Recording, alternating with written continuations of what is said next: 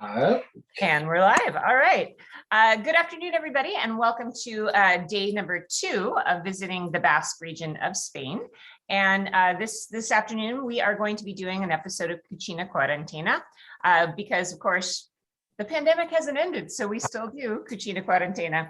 But tonight, we are going to be doing something really fun, which is Basque Tapas. So go ahead and tell us a little bit about this, Fran. What are we going to make tonight? So, hola everybody, hola Sara. First of all, salud. For me, it's 9 o'clock at night, so hey, I need some red wine. So today we are going to be doing tapas. The Basque country is the origin of this modern type cuisine, all of these huge, incredible tapas bars. And when we were planning this Cucina Quarantena, it was okay, I'm Basque, this is tapas land, might as well do some tapas. Although here, we don't call them tapas, we call them Pintxos, P-I-N-T-X-O, Pintxo. And Pintxo comes from the toothpick that a long time ago they used to have on, okay? So that's where the word Pintxo comes from. So what are we doing today? We're gonna be doing 3 easy tapas, ones that you can do at home.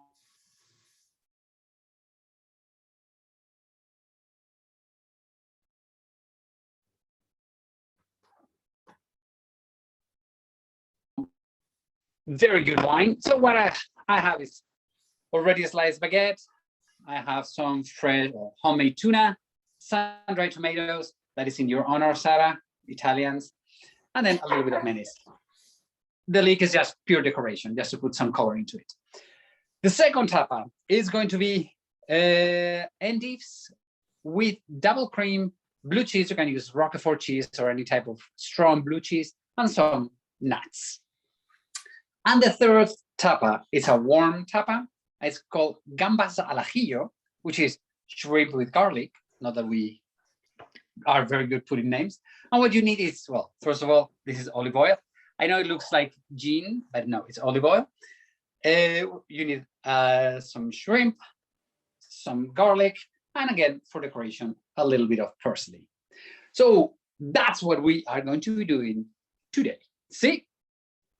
Very good. Okay. Yes. So I'm going to just show you my American version of those ingredients, which is not nearly as beautiful as Fran's version. He's got all these gorgeous things from the Basque region. I did find endive, which you can find in an American grocery store, but you have to look carefully. I actually went to Sprouts, which is a little bit more of a fancy grocery store. Belgian endive I did find.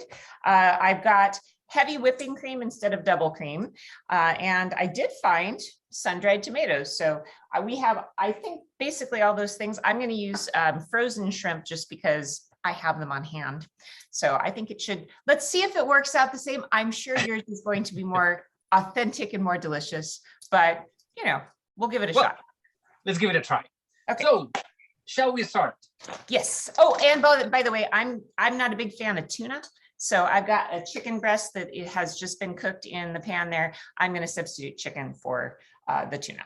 Okay. And in fact, that's a great thing because tapas, Pintxos, it's about having fun. So when you go to a tapas bar, you're going to find all of these counters full of incredible food that probably you have no clue what is in them. As long as you don't have an allergy, give it a try. So, tapa number 1. We have a little bit of bread. Well, this is baguette bread, okay? And what I do is I put a little bit of mayonnaise. Just really, the mayonnaise is so the, how do you say, the sun-dried tomato doesn't fly away. So we don't want any flying tomatoes, not today. No, right? No, we don't want flying tomatoes. Well, by the way, I'm doing 3 of everything because this is going to be our dinner. Yes, and this is going to be my kids' after-school snack. So lucky boys, they're going to have some lovely Basque tapas.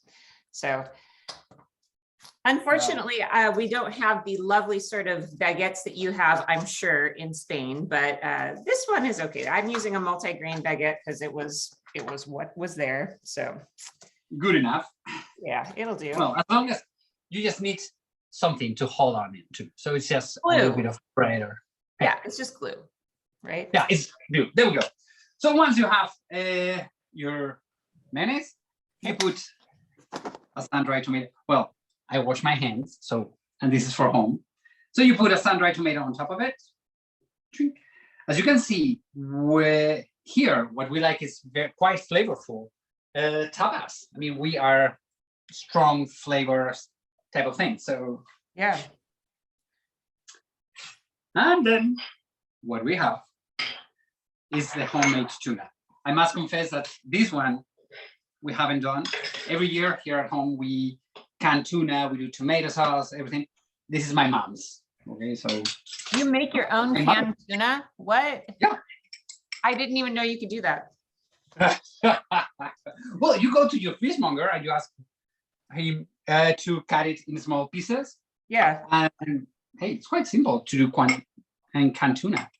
Really? Gosh, that had never ever occurred to me. I might actually like tuna in that case, because it's just, I was raised on Star-Kissed tuna that comes in the pouch or the can. And my mom used to make this really terrible souffle out of it. So yeah, I'm kind of scarred when it comes to tuna. Oh, no. It's right. So the good thing about this tuna is that you put the whole fillet of tuna. Yeah. So when it comes out like this. I mean, like, oh yeah, that's not what we get here. You can buy it if you buy it in the nice jars like that. That's true. The thing is that here, if you buy, we also have the other type of tuna, the one that is canned. Yeah. We use that like for pizza or something like that. But yeah. to eat it, yeah. Like, eat it raw, I don't think that would work very well. I got pretty spoiled with the tuna in Sicily because in May they have the fresh stuff that comes right out of the West Coast, and like I just eat that raw. Actually, I love the carpaccio. That's so good. It's changed my mind about tuna. No. Here, tuna. One of the good things that we have in Spain is that as we have Gibraltar all the way at the south, the tunas cross from the Atlantic Ocean to go into the Mediterranean and back and forth. So we have 2 seasons of tuna. So and we have super good tuna. So that's the thing. Well, and then what I have is just some little pieces of leek just for decoration.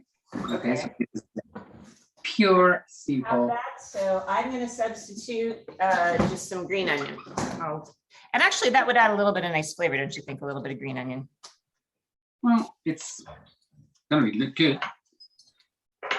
And tapa number 1 is on. Let me show it to you. Let me see. Let me turn the camera around. No, it's not turning around. Wait. Okay, so take a look at that. Isn't that beautiful? Beautiful. Okay, let me see if I got close. I'm going to put, so you have the green onion sort of like decorative on there. I'll try to do the same. And let's see how mine turned out. I'll plate them. Oh, these are lovely. I mean, I feel like this is maybe tapas bar quality looking snacks. That looks amazing. Yeah, look at that. I make you tapas. don't like tuna, you put chicken and it's good enough. I mean, it's as good. So it's super good. Yeah. Okay, so tapa number 1.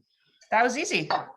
I mean, these 3 tapas really are easy.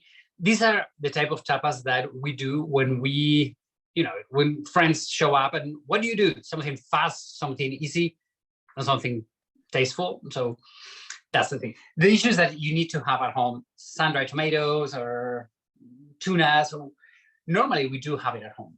I mean, and my brother-in-law, he's from Rome. So every year when he goes back home in summer or whenever he goes, he's like, okay, you bring sun-dried tomatoes, because here in Spain, we have them, but they're not as good as the Italian ones.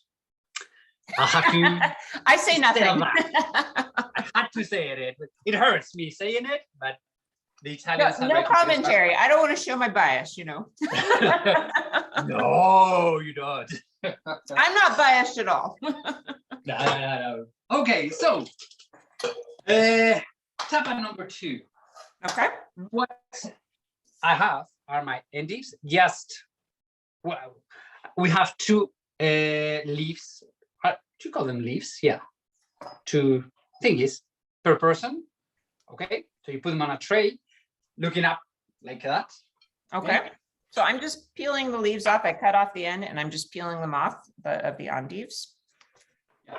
Okay. Let me get an endive.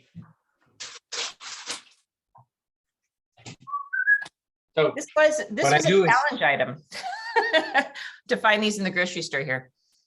really here it's like everywhere. I mean, endives is like we eat endives. Yeah, no, not so much around here, but that's okay. No, I like sorry challenge for that. I love because they're a little bit bitter. Yeah. They're super healthy, full of water. I don't Amazing. think Okay. I've just never eaten a raw piece of endive like this before. And you're right. But do you eat them in salads? I've had endive salad, yeah. Probably not in the US. I mean, I know that they do have it here, but yeah. Oh, you're right. It's kind of like, yeah, I can tell how this is going to be a good conveyance for other flavors. Yep, that's good. So what do we have? I have the double cream, okay?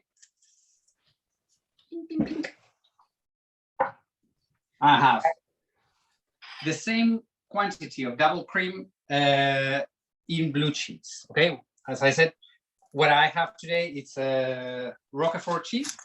Okay. So strong blue cheese. You put it together. Do you Wait, have so a blender? I'm mixing the blue cheese crumbled with the cream. Yeah. Mhm. Okay. I just have what you can find in your grocery store, crumbled blue cheese. You can get this at any grocery store, probably Trader Joe's especially, but this again is just from Sprouts. You know, last time I was in the US, I went to Trader Joe's. Yeah. I went crazy. I know. Yeah, actually, did you know last time when everybody was here in January of 2020, my car fit 7 people and I took 7 of our colleagues just on a Trader Joe's run. Everybody wanted to be there. Crazy. Yeah, everybody How wanted. expensive peanut butter is in Spain. Yeah. Okay. Okay, so obviously this is a good idea cooking wise because my cat has decided that she wants to be involved. She will not sit on the ground. So I've had to get her off the counter 3 times now. So already? yes. So I think she never does this. So but she is a diva about being on camera, aren't you, baby? So Oh, yeah. so beautiful. She's so funny because she doesn't care. If I'm cooking, she would never jump on the counter, but she somehow knows when I'm live streaming and she's obsessed with it. So anyway. When your Cucina Quarantena is like, okay, I need my moment of my 5 minutes. Oh, the packing videos. When I'm doing packing videos, if I sit there and the kids pull out the camera, she'll come and just sit in the middle of everything, like every single time. Well, she's a total diva. All right, what do we do next? So I mix the cream and the blue cheese together. Oh, you're going to use a blender. Okay. Do you have a blender? I do have an immersion blender. Yeah. Okay. Although I'm just going to mash it with a fork. So. Okay. So I'm going to use a blender. Sorry for the noise. This is not where I thought we were going with this. So this is kind of interesting.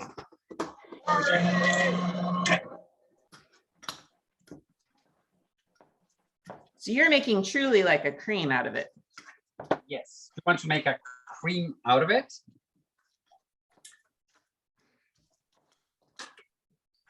Okay, there we go. And the good thing is that if you have leftovers of this cream, okay, look how thick it is. It's like super thick. Yeah. It's amazing with pasta.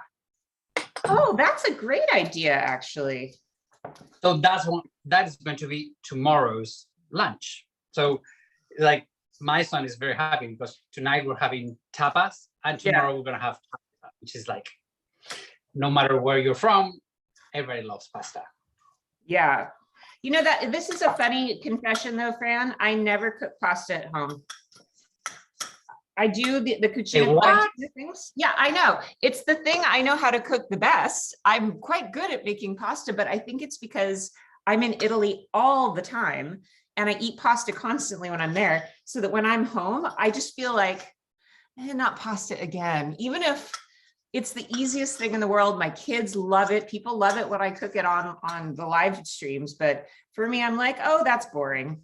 Oh, not again, pasta.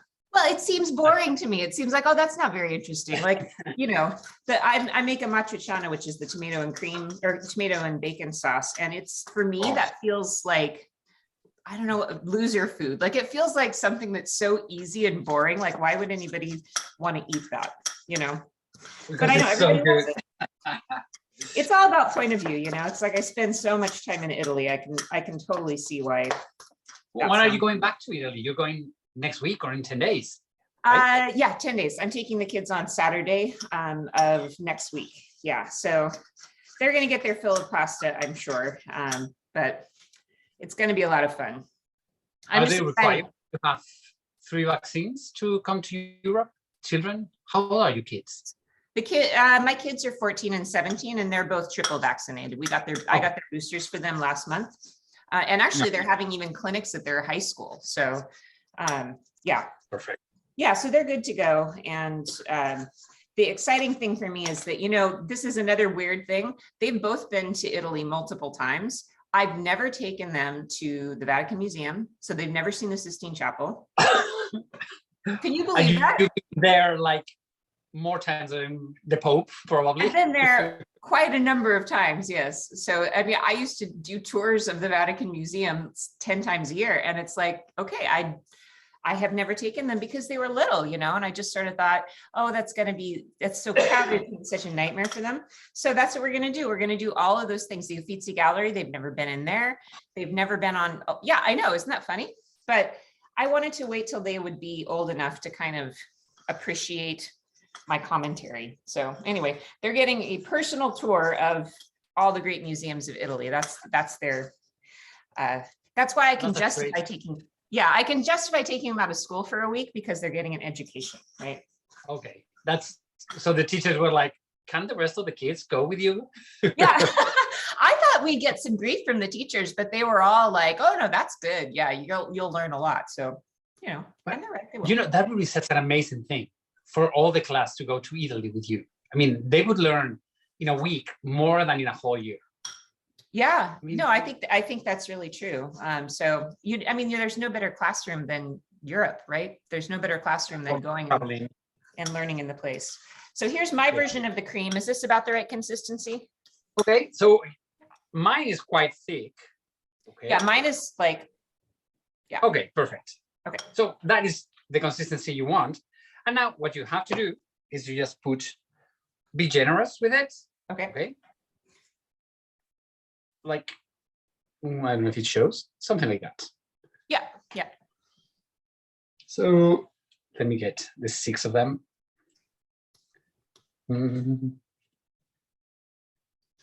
So it's like so good. It's so pretty too. I mean, I can't believe how simple these things are, and they just look gorgeous. Well, you know, the thing is that tapas, it doesn't take time to make them look beautiful. No. And food, yes, it goes through your mouth, but also goes through your eyes. And food, I think it's one of the, to me, it's one of the important things in life. I mean, really, you need to, I love food. I love eating, and I love one of the big. Food is such a big part of culture too. I mean, in socialization and, you know, time, fellowship. I don't know. I started, you know, when I was in my 20s, most people in their 20s were out partying with their friends, but I learned to cook in Italy and learned how to throw a dinner party. And that's all I wanted to do in my 20s was like. And all the friends want to go with you. It's like, okay, food. Well, no, they all thought I was weird because I'd be like, hey, you know, let's do something on Friday night. And they're thinking, oh, let's go out to see it was the 90s in Seattle. Let's go out and see a rock band or whatever. And I'd say, no, come over for a glass of cognac and then we're going to have a dinner party. And all of my friends were like, come on, we got to go to see Nirvana. Or yeah, no, exactly. So, I mean, it was a little bit of it was a weird thing. I was weird, but I'm still weird. So that's okay. That's good. Okay, so I have some nuts, walnuts. Yep. So what I do is you can put them like big, but I like them to cut them in smaller pieces. Yeah. And put 3 or 4, you know, scatter on top of each one of them, something like this. So yay! I bet you don't have a bag this big of walnuts in Spain. This is Costco. Well, we have good walnuts in Spain. It's one of the things that we produce. But for example, we don't have pecans. No, don't I have- know that's something I often bring over for like Lisa Anderson. I'll and Andrew, I'll bring a big bag of pecans because you can't get those anywhere. That and the other thing you guys don't have is graham crackers. No, we don't. We have no idea what they are. I mean, if you've been to the United States, yes, but if not, So that was how I delighted all the children in my life when I was in Italy last summer, as I brought the fixins for s'mores. oh, And and I taught all the kids how to make s'mores because they'd never had anything like it. So how many are you putting on on Div? I'm putting like 4 or 5 pieces, something like this. Okay, yeah, I'm on the right track. Yep, I think I'm on. And another good thing about tapas is that, for example, I am extremely allergic to nuts. Yeah. So what I do, it's you get all of these for normal people and these 2 for me because I'm allergic to nuts. So Okay. That works out perfectly. it works perfect.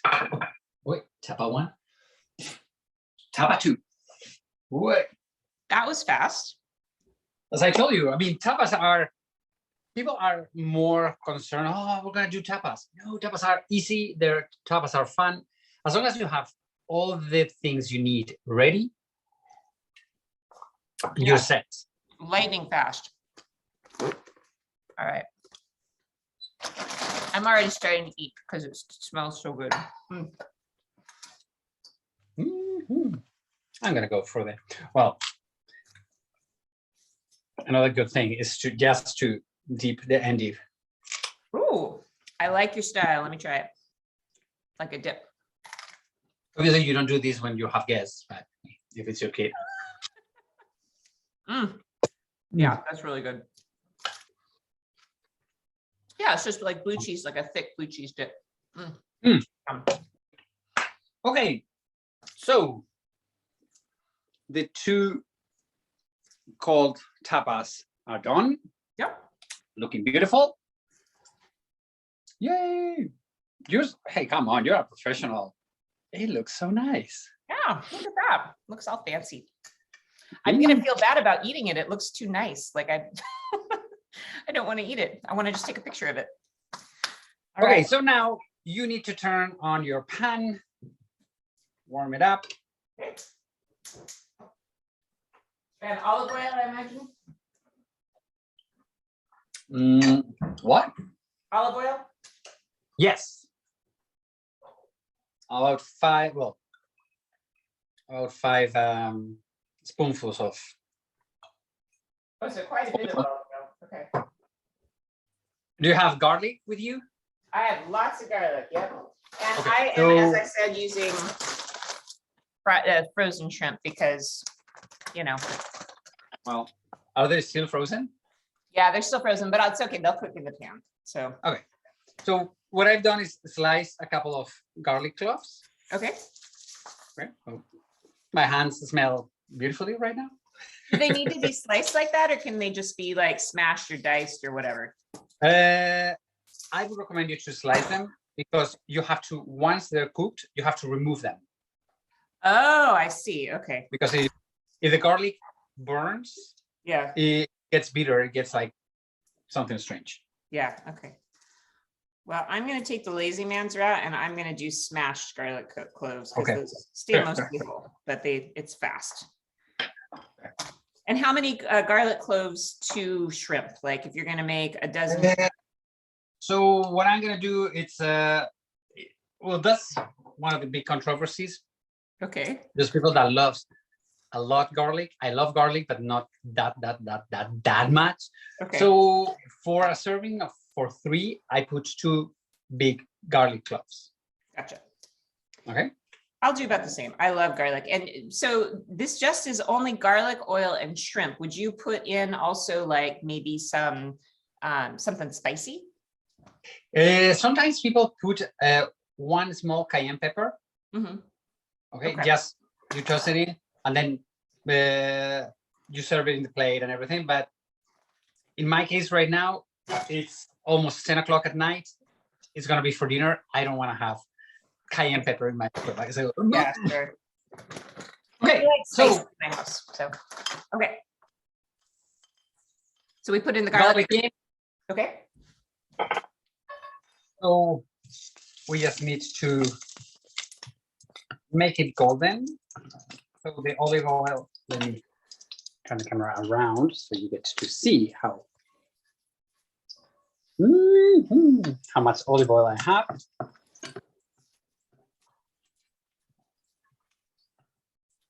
So you just want it to be golden. Oh, okay. I'm going to put a pinch of red pepper flake in mine just because I do like the spicy life. So a little bit of spiciness. It's super good like that.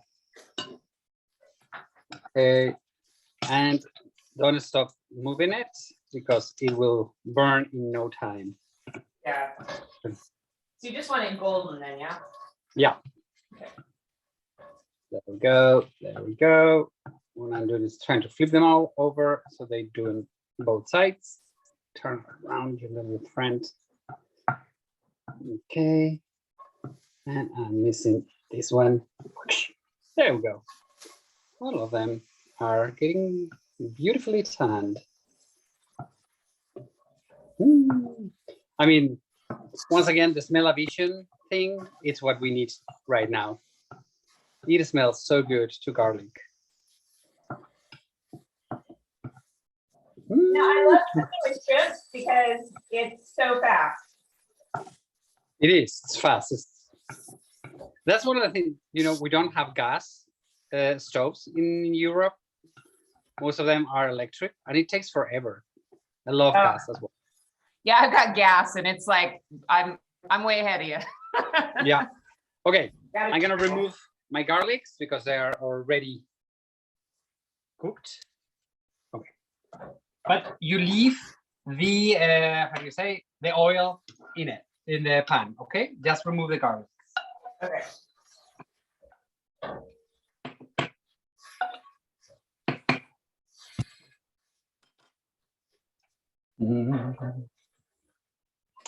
My shrimp's here.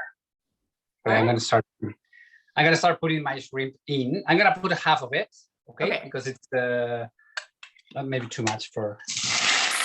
This is just me, so I'm doing a small amount. Oh, you know, I'm gonna put them all. Do that.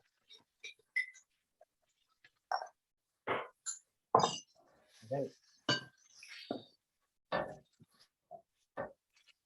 So for those of you guys who are watching, if you don't know Fran yet, if you're just meeting him for the first time, you cook every week, don't you, online? You cook all over on your Facebook page. On my Facebook page, every Sunday, I cook with my wife. We do a Sunday cooking class. It's we try to do Spanish cooking and home cooking, easy things that we love to do. And it's about, you know, sharing our love for cooking in Spain and everything. So it's on Francisco Glaria Baines. Well, I'll post my Facebook address later. Yeah, in the comments we'll put a link so that you can follow him and watch his Sunday cooking show. Your wife is so funny. You guys are so cute when you cook together because you tease each other and it's adorable. So every Sunday you see the behind the scenes. Oh no, probably better that way. So what time do you do it? It's like 9 a.m. Pacific time, 8 a.m. 9. Yes, it's 9 a.m. Pacific time. Yes. Okay. So I do that on Sundays, and on Tuesdays I do a touristic tour. Okay, my shrimp, it's almost done. Let me turn the camera around. Mine are almost done. I need maybe a minute or two more. Okay. Yeah, yours were frozen, so you might need a little bit more of time. So yes. So if you don't work with shrimp very much, if you've never worked with shrimp or you're afraid of working with shrimp, that's why I recommend getting frozen, because one of the things that makes me nervous is working with raw shrimp that may or may not be okay. Because sometimes you buy them at raw grocery stores. I know you don't have this problem in the Basque region, Fran, but here sometimes you get them and they're maybe not the best. So frozen is fine. And to make sure you cook them, you need to really look and make sure they're all pink. You don't want any gray, because that gray tells you that it's still raw. So that's what I'm waiting for, is that beautiful the way. So if you shrimp are so easy to work with. Yeah, I mean, they're fast to cook. They're good. So now they have all the garlic flavor into them. Okay, so what I do is the garlic that I reserved, Yeah. I put it back in for like a minute. Okay. So just stir it and it gets all the flavor. One friend doesn't want to come in. Do that for you. And it is ready.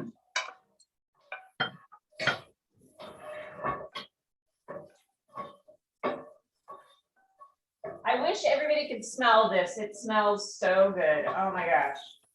It really is. My shrimp is ready. Okay, mine are all done, and I'm gonna leave the garlic in there. So yeah, so I do have the garlic in. So well, this is the traditional Basque pottery. So this is the traditional for this thing for the garlic shrimp, and normally we top it with some freshly, which we have parsley. So we just put a little bit just for again. It adds some flavor, but really it's more for the beautiful color out of it, because with green it looks the orange with the garlic, the golden garlic, so it looks much better. Yeah. All right, so here's my little thing. I did the spicy version here, and I think what I'll do, because you decorated yours so beautifully that I'm feeling like I need to live up to Fran, because Fran is always like our A+ student, always. He's amazing always. So I'm going to take a little bit of the green onion, and I'm going to just do a little green onion on top. So okay, wait. Okay, it's beautiful. Come on. Okay, let me show you. Yeah, it looks so. That's the good thing about tapas. I mean, everything looks good. It's like, come on. So with this, you have your fish, your veggies, your dairy, it's almost a whole meal. You just need a salad, and you are done. That is amazing, Fran. I can't believe we made such a beautiful spread in such a short amount of time. Wow. Well, that's what tapas is all about. That's what, I don't know. I mean, what can I say? Here in Basque Country, when you come, our bars, the counters are incredible. I mean, it really is like, what do I choose? What do I not want to eat? Because everything is like, you need to have everything, which is really incredible. Well, it's absolutely delicious, Fran. What a great idea. And according to the New York Times, San Sebastian tapas scene or whatever, it is one of the top 10 food experiences in the world. So it's really incredible. So, for example, in the tour I'm doing, the Basque Staycation, one day we're going to be going to San Sebastian, and what are we going to have for lunch? We're going to do a tapas crawl. We're going to go from bar to bar, going tasting all the good tapas and having some wine and have an amazing time. I mean, if you're a food lover, we're going to have one in the fall, which is in October. So it will go to my website. It's travelingsteps.es, like España, and it's all the information is in there. So tapas is a must when visiting the Basque Country. Well, I highly recommend, if you're thinking about taking a trip to Spain, you should definitely check out Fran's website. And I think I would travel with you, Fran, before anybody else for checking out the Basque areas. So if you guys are thinking about doing that, be sure to check that out and enjoy your own homemade tapas plate. So I'm going to go ahead and repost this to YouTube, and I'll put the ingredient list up there as well, so that you can make your own little tapas platter at home. So thank you so much, Fran. What an absolutely wonderful treat. I'm going to go eat now. So how do we say bon appetit in Basque dialect? Onegin. Onegin. All right. There we go. So salud to everybody. Hopefully you have enjoyed the tapas. Thank you for hosting me on your Cucina Quarantena. And tomorrow, in fact, we are going to go visit with you the city of San Sebastian. Oh, that's so exciting. I can't wait. So, and that's going to be earlier tomorrow. That's going to be 9 a.m. Pacific time tomorrow. And that'll be a live stream tour with Fran. So if you have questions for him, please be sure to watch that. And I'll be monitoring questions and things as we are going, and it'll be interactive. So thank you so much, Fran. You are amazing. Thank you, Sarah. We'll see you again tomorrow. Ciao, ciao. See you tomorrow. Bye-bye. Have a great day.